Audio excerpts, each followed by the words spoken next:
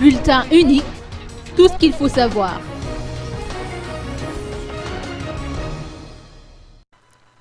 L'on attendait cet instant avec impatience. La commission électorale a procédé aujourd'hui à la cérémonie de présentation du bulletin unique sous les yeux attentifs des candidats aux élections présidentielles qui sont, rappelons-le, au nombre de 41.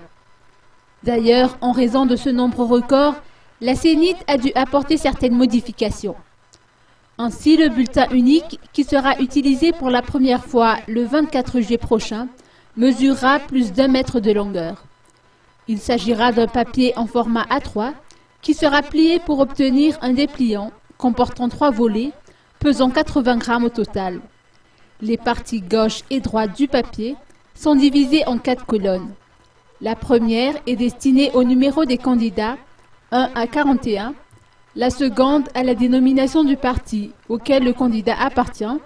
Sur la troisième est affiché le nom et la photo du candidat, et la 4e case est réservée à l'électeur. Et au milieu figure le mode d'emploi, a expliqué Béatrice Atala, présidente de la CENIT. 9 millions de bulletins sont prévus être imprimés, et pour éviter les fraudes, chaque bulletin comportera un numéro d'enregistrement. Et puis d'autres mesures de protection ont été prises. Enfin, l'urne remplacera l'enveloppe qui est utilisée couramment durant chaque élection. En tout cas, des actions seront entreprises pour sensibiliser les électeurs sur l'utilisation de ce fameux bulletin unique.